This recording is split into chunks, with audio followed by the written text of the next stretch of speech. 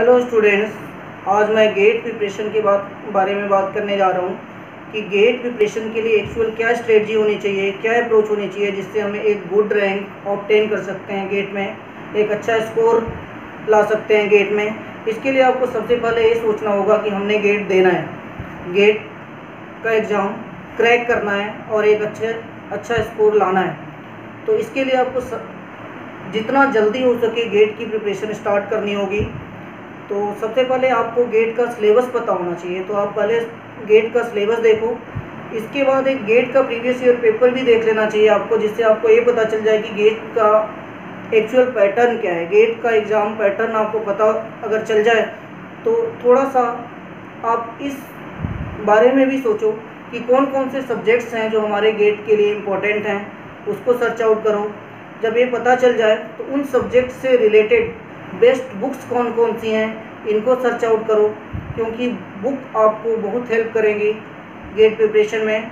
वैसे तो अब अगर पॉसिबल है तो आप अच्छे इंस्टीट्यूट्स ज्वाइन कर सकते हो, यूट्यूब वीडियो लेक्चर्स देख सकते हो, NPTEL के लेक्चर्स आपके लिए काफ़ी हेल्पफुल हो सकते हैं।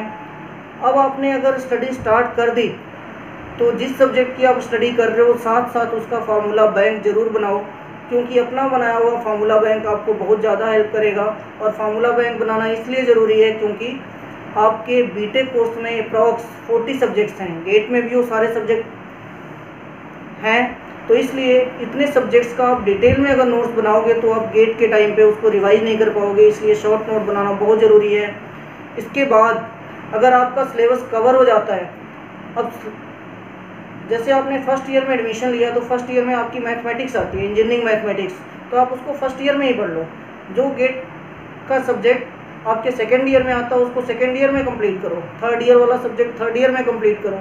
इस तरह से आपकी के पूरे सिलेबस की स्टडी कंप्लीट हो जाएगी। अब गेट का पेपर अगर आपने फेब में देना है तो आपका ये सारा सिलेबस कवरेज अक्टूबर तक हो जाना चाहिए। और इसमें सबसे मोस्ट इम्पॉर्टेंट थिंग क्या है कि आपको गेट का प्रीवियस ईयर क्वेश्चन पेपर ज़रूर सॉल्व करना है, ESC का प्रीवियस ईयर क्वेश्चन पेपर ज़रूर सॉल्व करना है।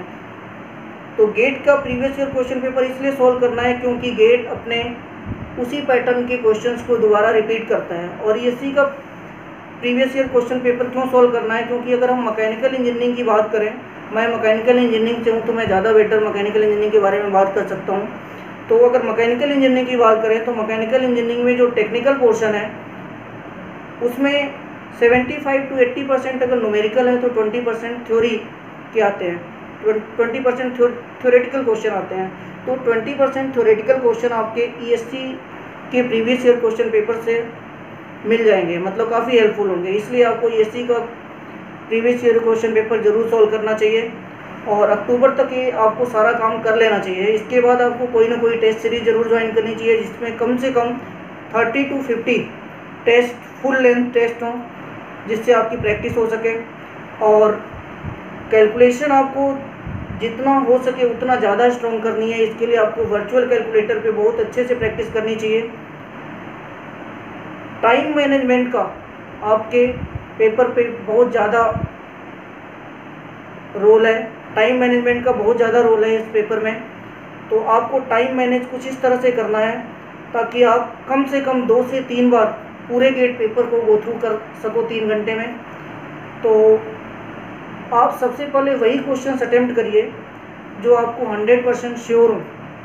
और ये काम आपका गेट टाइम के हाफ टाइम में हो जाना चाहिए, मतलब 3 आवर्स का हाफ, 90 मिनट्स के अप्रॉक्स आपको सारा पेपर गो थ्रू कर लेना है, जिसमें आपके श्योर क्वेश्चंस हो जाने चाहिए। उसके बाद जिसमें आपको थोड़ा सा डाउट है, जिस क्वेश्चंस में आपको 2-4%, 10% का डाउट है, उसको दोबारा आप ट्राई करो। अगर आपने दोबारा कर लिया 30 to 40 मिनट्स में आपको दोबारा सारा पेपर एक बार सॉल्व कर लेना चाहिए।